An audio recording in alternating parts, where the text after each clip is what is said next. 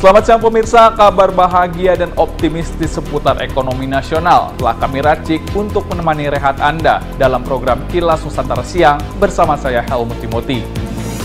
Kabar pertama datang dari Menteri Pariwisata dan Ekonomi Kreatif Sandiaga Salahuddin Uno yang menyatakan adanya sinyal kebangkitan ekonomi nasional yang dibuktikan dengan pertumbuhan ekonomi di salah satu provinsi Indonesia, yaitu Kepulauan Riau, sebesar 3,43% dan didominasi oleh sektor industri.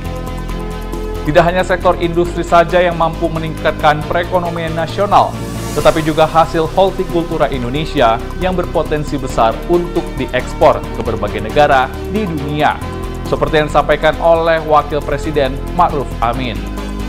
Selain itu pemirsa, pentingnya membentuk jiwa wirausaha sejak dini guna meningkatkan soft skill anak di masa depan seperti yang dilakukan oleh pihak SMP Islam Sultan Agung 4 Kota Semarang, Jawa Tengah yang memasukkan pelatihan wirausaha dalam kurikulum sekolah. Ketiga informasinya terangkai dalam tayangan berikut ini. Dengan satu perhelatan tahunan persembahan Kantor Perwakilan Bank Indonesia Kepulauan Riau, Gerakan Bangga Buatan Indonesia Gernas BBI dan Gerakan Bangga Berwisata di Indonesia di Batam, Kepulauan Riau telah berdampak positif terhadap sektor pariwisata dan ekonomi kreatif di Kepri.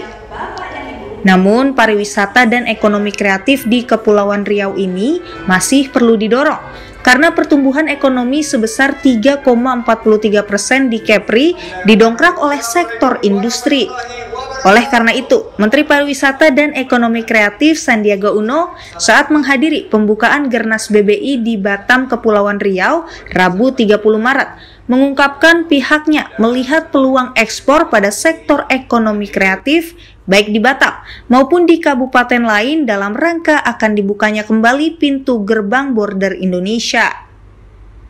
Di sisi lain, Sandi menjelaskan bahwa pembukaan border tersebut merupakan sebuah sinyal kebangkitan ekonomi Indonesia dan juga terbukanya peluang usaha serta lapangan kerja, khususnya yang akan digerakkan oleh para UMKM.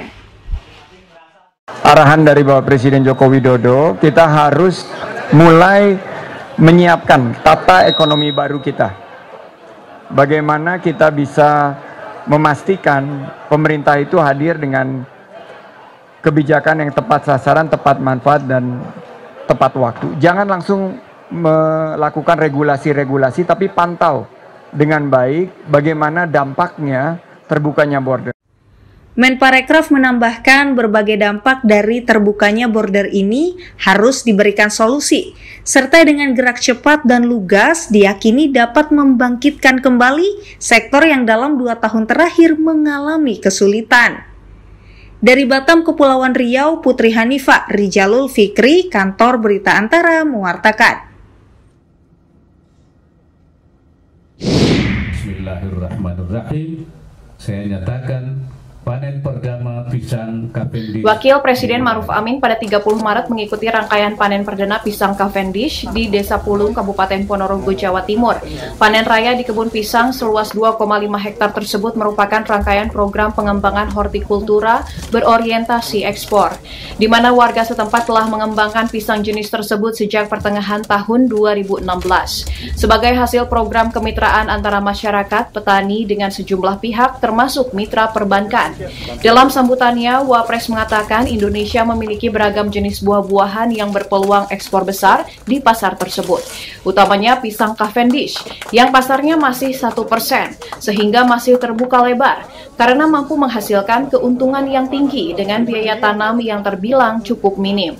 Untuk itu, generasi muda perlu terlibat aktif di dalamnya dan tidak perlu meninggalkan kampung halaman untuk bekerja di kota besar.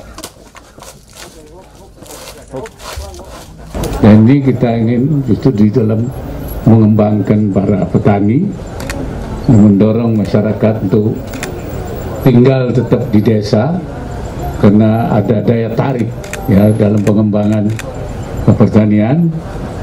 minggu itu ada panenan, jadi sudah ratusan kali ya Pak. Karena Wapres pun menjabarkan bahwa pada tahun 2022, Jawa Timur menjadi provinsi penghasil pisang terbesar di Indonesia, dengan total lebih dari 2,6 juta ton atau sebesar 32% dari produksi pisang nasional. Karena itu, dia menyambut baik upaya Kementerian Koordinator Bidang Perekonomian yang menginisiasi program pengembangan hortikultura untuk peningkatan ekspor dan ekonomi daerah.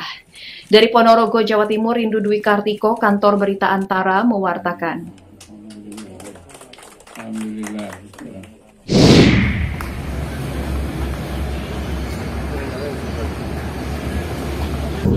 Belajar tidak melulu harus dilakukan di dalam ruang kelas. Itulah yang dilakukan oleh pihak SMP Islam Sultan Agung 4 Kota Semarang.